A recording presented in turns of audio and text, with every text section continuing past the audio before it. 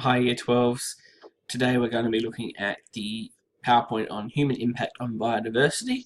This should be our last PowerPoint on evolution, which means we should be finished the SACE curriculum at the conclusion of this week.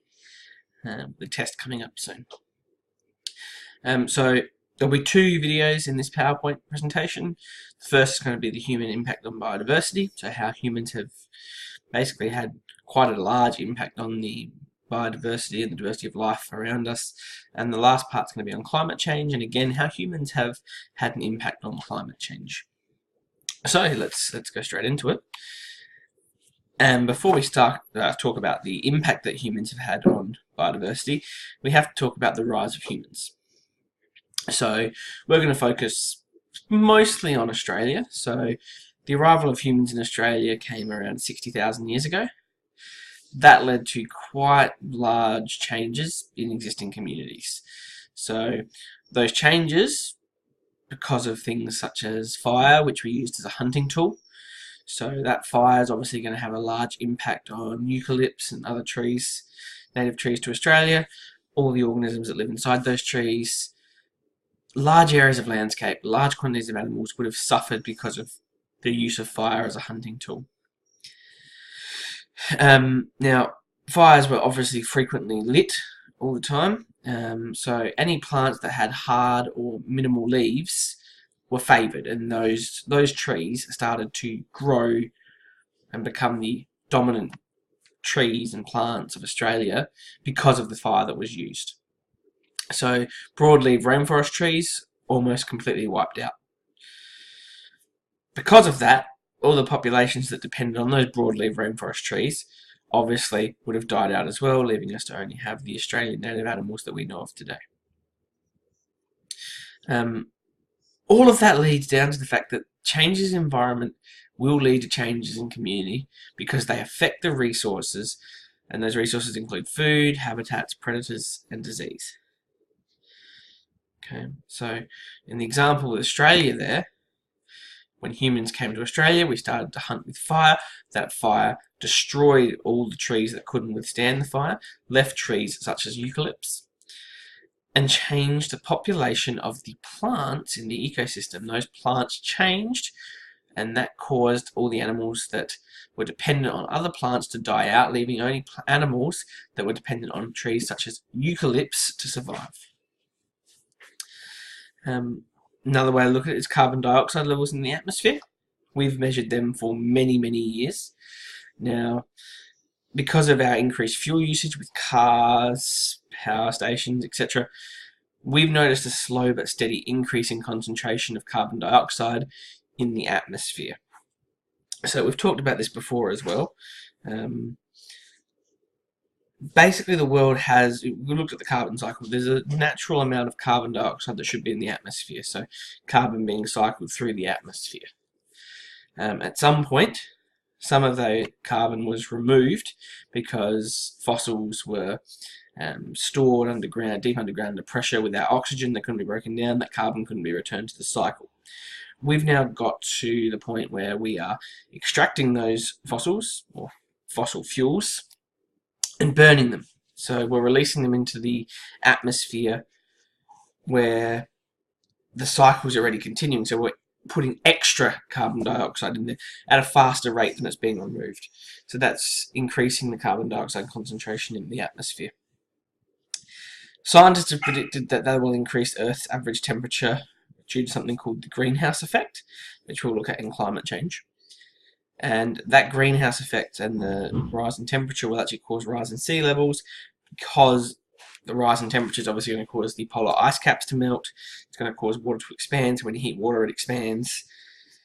That causes sea levels to rise. Now, when those sea levels rise, that also causes the populations and the communities and ecosystems that are close to any type of water, basically, will start to be swallowed by those rising sea levels. Those populations will have to change. Just on the side here as well, we have a little graph of our human population. So we're looking 2.5 billion years ago, and there's about 0.1 billion people on the Earth. as we move along, we get to 1 AD. So at 1 AD, we're getting to, so that's roughly 2,000 years ago. At 1 AD, we're getting to less than, still, I'd say we're about 0.4 billion people on the Earth. We start to increase to about 0.5 by the year 1000, so 1000 years ago. Then we suffer the Black Plague, which causes us to suffer a little bit. But then we start to get this massive boom in the modern age. So all of a sudden, I'd say about 500 years ago, roughly, about roughly 500 years ago, we've got this massive boom. So all of a sudden, we are predicting by 2025, which is only, 7 years away now, over 8 billion people on the Earth. That's a large change. And that, if we look at over all that time, so from 2.5 million years, that's happened in the last 10th or 20th of the graph. That has a large impact on ecosystems. That amount of change is substantial. Which leads on to the fact that with the rise of humans and the increase of humans on the Earth and the activities that we do, that leads to the extinctions of many different species. So we have fossil evidence in Australia that Australia had much greater variety of marsupials than it currently has now. So we had larger marsupials, which we called megafauna, and they became extinct due to many different factors, such as climate change and human activity. So megafauna, such as the Diprotodon, they overlapped with humans for around 20,000 years ago. So the Diprotodon was a hippopotamus-sized marsupial, so that's quite a large marsupial, and that became extinct around 20,000 years ago. So megafauna existed for 20,000 years with humans, and then 20,000 years ago, one of them that we're looking at here, the Diprotodon, became extinct 20,000 years ago. Tasmanian tigers, devils, and quolls, another three species that have been hit very hard by the arrival of humans. All of those are carnivorous marsupials. Before humans came, they would have been all over the mainland of Australia. Tiger and devil both went completely extinct on the mainland around 2,000 years ago. That means that they're only going to be specific to Tasmania at that point. Many people believe that that's because of the introduction of the dingo, which came around 4,000 years ago, and we'll talk about more introduced species in this while. But the dingo was obviously, people thought that the dingo, we know the dingo was hunting their crops. Easy to mistake a Tasmanian tiger for a dingo, and often ended up being killed because of that. Tasmanian tigers caused a large problem for farmers. They were going all around Tasmania, stealing crops, etc. So excessive hunting by farmers meant that, unfortunately, the Tasmanian tiger eventually went extinct because of that excessive hunting. The last one died in captivity quite a few years ago. As you'd expect, the last ones in the wild were killed by hunters. Since the European settlement in 1788, so just over 300 years, or just under 300 years ago, 17 different species of an Australian mammal have gone extinct. We also know that there's another 300 species of vertebrae currently at risk of extinction, all because of human activities. We are having a large impact on the number of species in Australia and the world in general. And that leads back to the Gaia theory that we discussed last year, that humans should be making sure for our survival that we protect all the other species around there, because without them, we're going to suffer as well. So there's a few reasons for this massive change in extinction that humans or that animals are seeing because of humans. One of those is increased predation. Humans have a history, we always have. We've hunted animals and different species of animals for food or resources. A lot more common and a lot more recent is also just for entertainment and for fun, which that one's less understandable. So if we go back to that graph, if humans have always been hunting animals and killing animals for food and resources, all of a sudden, can you guess the point in the graph when all of a sudden there's a large increase in hunting and therefore a large impact on species on Earth in general? So obviously, as humans' population increased, so does the amount of predation happening in the world. That increased predation has, in almost all cases, led to the species that were hunting becoming endangered or extinct. So a great example of that is grey nurse sharks. Their numbers have declined rapidly since the 20th century, all because of poaching by humans. So as human population increases, so is the amount that we hunt different animals. Those animals can't compete against that, and their numbers dwindle until they're endangered or extinct.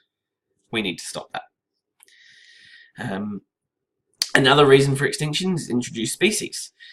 We've got a big example over here, cane toads. We've also got a little joke from The Simpsons when Bart brought in bullfrogs to Australia, and that became a problem for that in the show. But what is an introduced species? An introduced species is just a group of animals or a type of species that's living outside of its ecological niche. So, for example, let's go for the example here. Bullfrogs are from America. They're not from Australia. Therefore, if they're living in Australia, they're outside of its ecological niche. It's in a new environment. All the introduced species that are in the world, or in different ecological niches than they should be, are there because they've been introduced by humans, either deliberately or accidentally. When an introduced species becomes established and they spread beyond their place of introduction, that's when we call them an invasive species, because they're invading the habitat of native species. They're competing for those resources, and most of the time they will disrupt the ecosystem to a large extent. That will lead to a decrease in the population of our native species and causes those native species to go extinct. So, a very good example is cats. So cats, wild cats, are a very big problem for Australia at the moment. They hunt the small marsupials and small mammals of Australia for fun or for food. And if you look at the AWC, the Australian Wildlife Conservation, they're doing lots of programs where they're trying to track wild cats, etc. They encourage people, if you do have cats, to keep them as indoor pets, just to protect the native species of Australia. So cats are a very big problem for Australia in general as an introduced species. Good example of them. Lastly, we've also got habitat destruction. So habitat destruction is a very big issue. Basically, it's the process in which a natural habitat is destroyed and the biodiversity of an ecosystem is completely reduced. Again, as is every case we've looked at so far, human activity is the main cause of habitat destruction. Why is habitat destruction such a big problem? It's because it's the leading cause of species extinction worldwide. So across the world, the reason that most species are going extinct is not because of the increased hunting, it's not because of introduced species, it's because of habitat destruction. So again, you have to think, as that human population increases, we need more spaces for us to live. So naturally, the response is we start pulling down rainforests, we start clearing land, removing any chance of succession, and we build houses and cities and developments on there to help our survival without even thinking of the species that might have lived there beforehand. So for example, where I'm currently living now used to be farmland 30, 40 years ago. They were growing crops, we were growing lots of plants, and animals would have lived here. As population increased, it was cleared away, developed houses and developments, shopping centres all built up here. We need to be looking at other ways. Maybe we should, like China, building upwards rather than expanding outwards. We need to find ways to not be destroying habitats of other animals.